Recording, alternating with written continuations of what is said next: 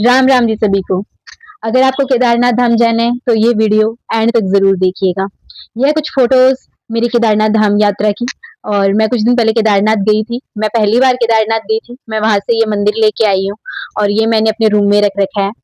तो मैं इस वीडियो के अंदर आपको बताऊंगी कि क्या क्या लगेज आपको लेके जाना चाहिए, क्या क्या लगेज आपको ऊपर तक लेके जाना चाहिए, यानी केदारनाथ धाम तक यात्रा के दौरान लेके जाना चाहिए। अगर आप हेलीकॉप्टर से जाना चाहते हो, अगर आप खच्चर करके जाना चाहते हो, अगर आप पैदल यात्रा करना चाहते हो, तो उसके लिए क्या प्रोसीजर रहेगा।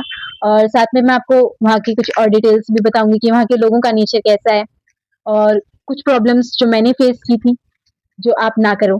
तो अगर आपको सब डिटेल्स जाननी है तो ये वीडियो एंड तक जरूर देखिएगा।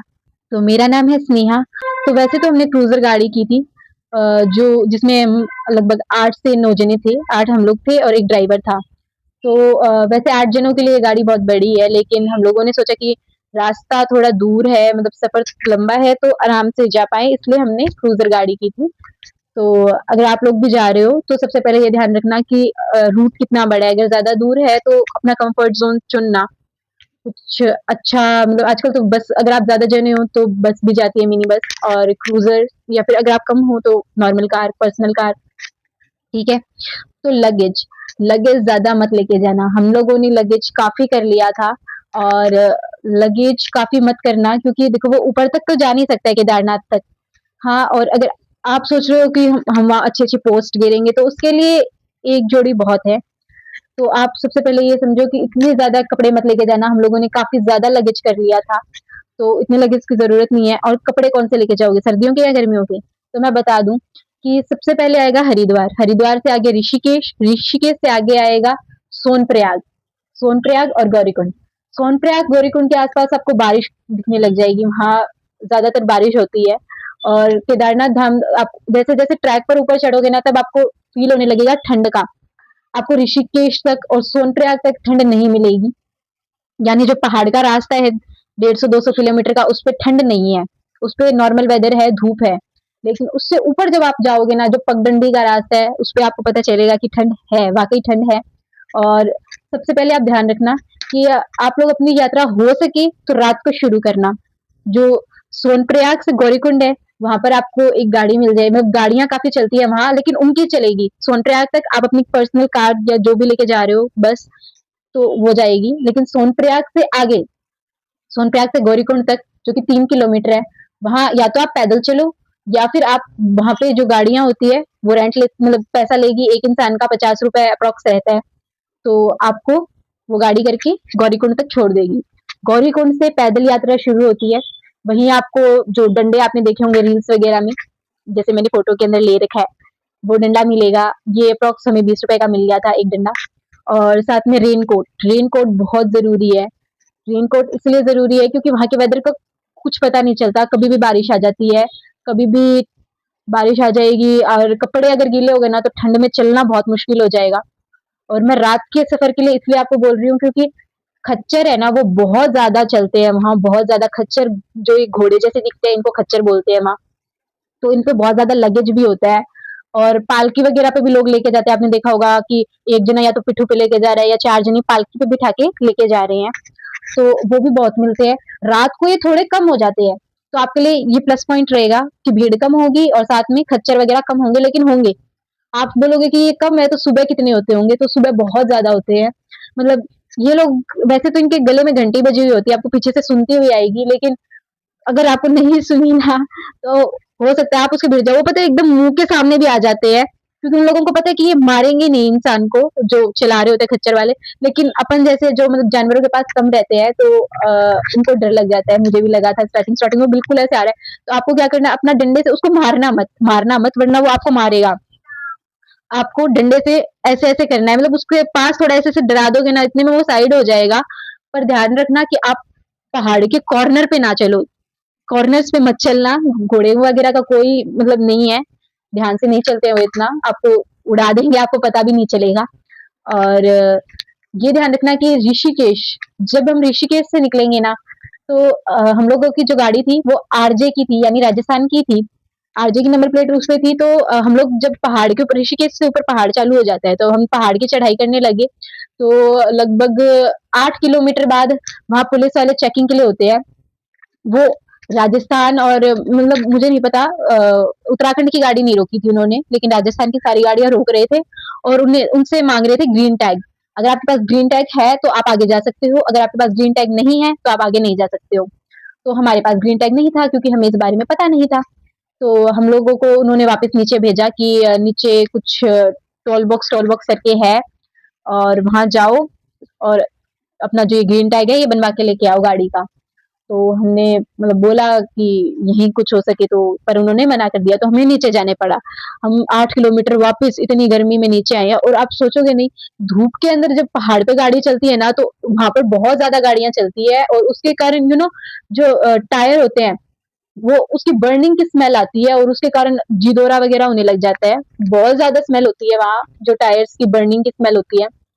तो फिर हम नीचे गए, लगभग 3 से 4 घंटे लगे हमें वो बनवाने में, उसके पेपर्स वगैरह ग्रीन टैग के साथ में। मतलब वो कह रहे हमारा सर्वर नहीं चल रहा है, ये नहीं चल रहा है, एकदम परेशान हो गए। सोचो धूप के अंदर वहां बैठे हैं, पूरी रात का सफर करके आए हैं हम लोग और मतलब इतनी कोई सुविधा नहीं थी। ये कुछ वीडियो है यहाँ वहाँ की। और ठीक है, उसके बाद में तो उन्होंने बोला था इसी रूम में आप वहां जाके बैठ सकते हो, लेकिन तब 10-15 मिनट ही रही थी, उसके बाद में हमें वो मिलने वाला था। लगभग 3 घंटा तक हम बाहर बैठे थे और बहुत गर्मी थी। और मतलब कोई बैन सी है, उसके अंदर आप करवाओ डॉक्यूमेंट्स वगैरह, उनको कोई मतलब भी नहीं है। आ रहा है तो ऐसे बोलते हैं कि आगे सर्वर डाउन है, सर्वर डाउन है, आ रहे हैं पेपर्स। और उस और साथ में गाड़ी की मेडिकल किट चेक की थी उन्होंने। तो इसमें से लगभग हमारा 6,500 रुपए का खर्चा आया था, 6,500 का।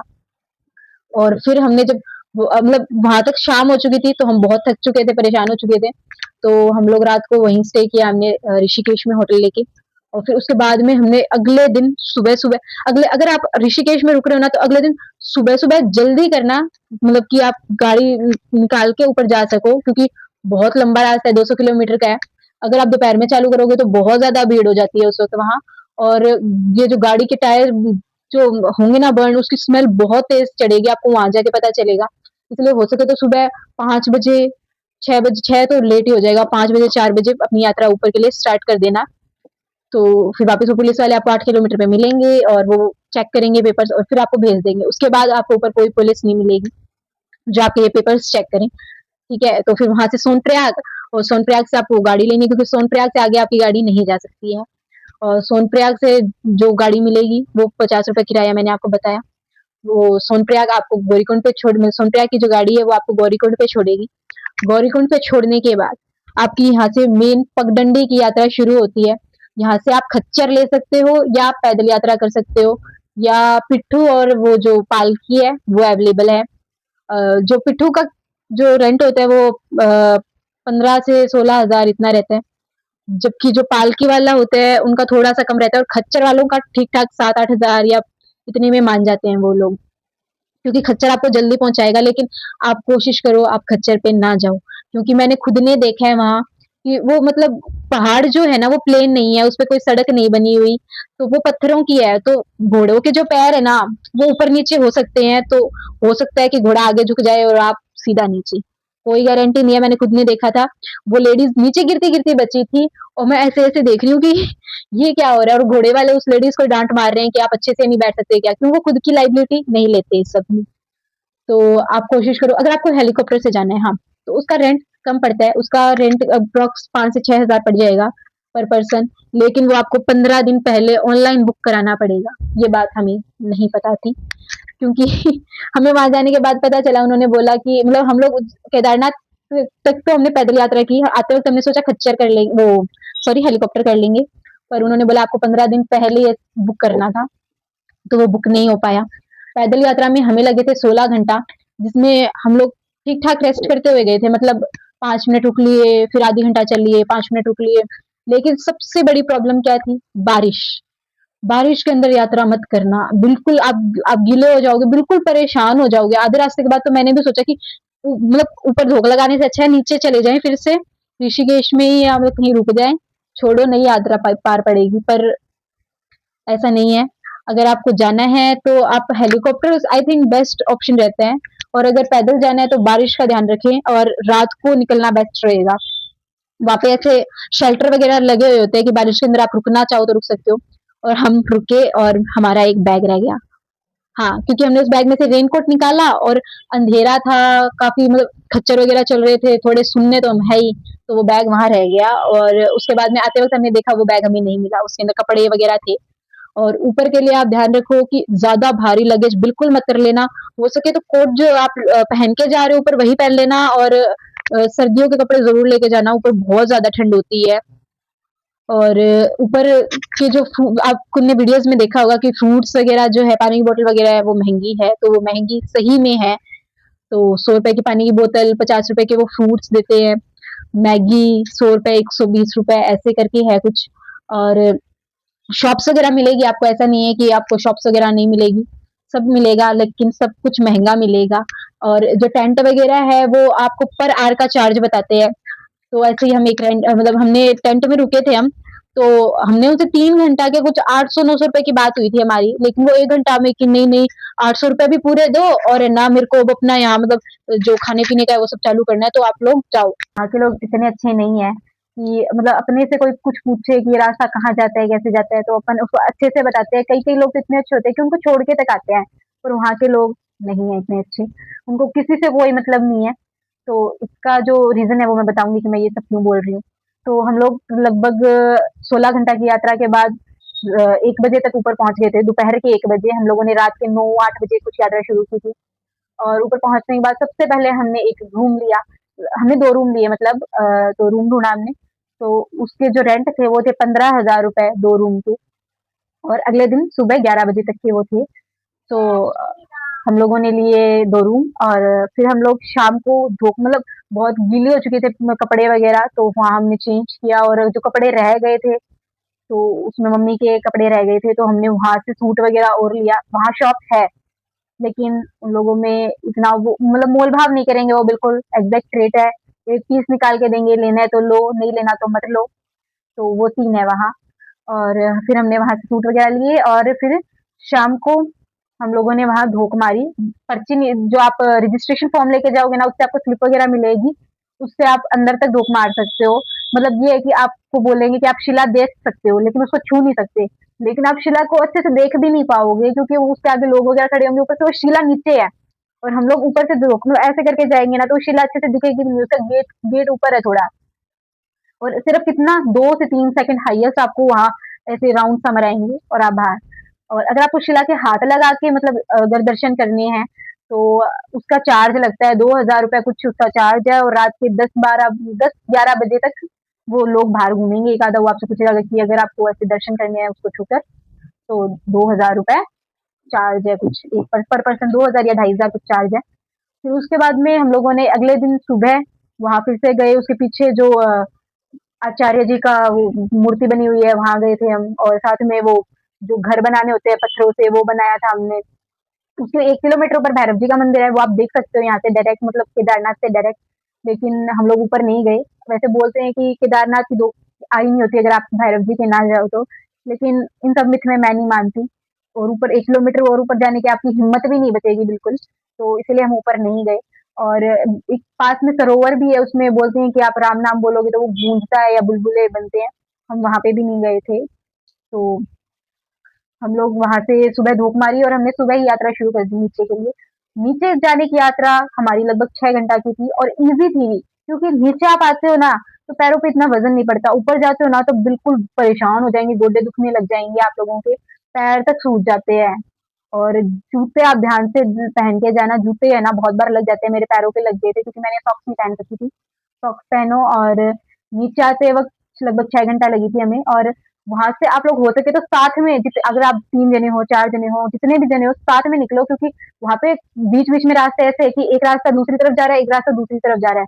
तो मतलब एक सीधा जा रहे हो तो आपको नीचे जा कट लग रहा है ना, वो रास्ता नहीं दिखेगा। आप लोग अगर एक जना सीधा जा रहा है तो सीधा ही चला जाएगा। ऐसे ही मेरे भैया चले गए थे और हमें लगा कि भैया शायद इस रास्ते पे जा चले गए हैं। वहाँ फ़ोन मिल नहीं रहा है, ऊपर रेंज उतनी नहीं होती है। हमने शॉप वाले से पूछा कि ये रास्ता कहाँ जाता है?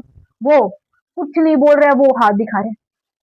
इतना गुस्सा आया ना उसके ऊपर, हम पूछ रहे बता दो हमारे जो साथ के हैं वो शायद इधर जा चुके हैं और फ़ोन नहीं लग रहा है। वो बोल रहे नीचे जाओ इधर का रास्ता नीचे जाओ, नीचे जाओ। नीचे क्या डांग जाओ देखो तो सही तुम लोग, कि हम लोग आपसे पूछ रहे हैं ये रास्ता कहाँ जा रहा है? हमारे कुछ लोग हो सकता है वहाँ चले गए हो, तब हम पूछ रहे हैं, हमने उनको बोला कि हमारा मेरे जो भैया है वो वहाँ उस रास्ते पे शायद चले गए हैं क्योंकि वो अकेले गए थे। तो वो नीचे-नीचे फिर सुन नहीं रहा है वो, सुन ही नहीं रहा है और एक नहीं 2-3 जने हैं वो मतलब गौर ही नहीं कर रहे हैं बातों को। और रीस इतनी आ रही है, वहाँ फ़ोन कर रहे हैं, फ़ोन नहीं मिल रहा है। फिर कैसे मतलब वो फ़ोन लगा, फिर भैया पीछे वाले रास्ते उसी रास्ते पे चढ़ चुके थे भैया तो, फिर उस रास्ते से वापस आए और हमें रास्ते में मिले।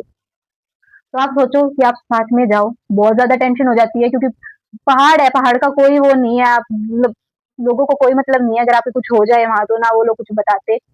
फिर आप मतलब ना वो लोग कुछ बताते क्योंकि वहाँ के लोग इतने अच्छे नहीं है, रूड से लगे मुझे तो काफ़ी। और फ्रूट्स वगैरह का आपको आते वक़्त भी रास्ते में मिलेगा, मैगी वगैरह मिलेगी, टेंट जो है ना वो सारी लकड़ी पे है, जो आप खाना वगैरह खाओगे वो सारी लकड़ी पे है, तो ऐसे है कि वो हिलता है, अगर आप बैठे हो तो वो हिल रहा है, तो काफ़ी डर भी लगता है कि वो हिलता है तब। और खच्चर वगैरह से ध्यान से थोड़ा दूरी बनाए रखना, क्योंकि वो ऐसे धक्का सा मार देते हैं। पहाड़ की साइड हो तो बच जाओगे, अगर खाई की साइड हो तो बचने का कोई चांस ही नहीं है।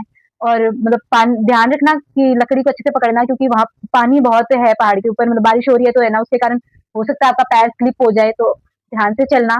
और ऊपर ज्यादा वेट मत लेके जाना, क्योंकि यहाँ कंधे में दर्द होने लग जाता है, नाड़ में भी दर्द होने लग जाता है। एक जोड़ी कपड़े ऊपर के लिए इनफ है, इनफ, और सर्दी बहुत ज्यादा है ऊपर, तो ध्यान से जाना। और नीचे सोनप्रयाग में आपको अपनी गाड़ी मिल जाएगी। हम लोगों ने जो पहाड़ की 200 किलोमीटर उतरने की जो यात्रा है वो रात को तय की थी, क्योंकि उसमें भीड़ भी नहीं थी। और ध्यान रखना कि आपसे आगे एक और गाड़ी चलती हो, ताकि उसके पीछे पीछे लगे रहोगे, अगर कुछ डेंजर है तो आगे वाली गाड़ी को सामना करना पड़े। और होप सो जो आगे वाली गाड़ी है उसने भी मेरी वीडियो देख रखी हो, तो वो भी अपने आगे कोई और गाड़ी को रख के ही चले। अगर आपको केदारनाथ की रिगार्डिंग कोई और क्वेरीज है तो जरूर पूछना, और होप सो कि आपकी जर्नी बहुत ज्यादा अच्छी हो। Thank you.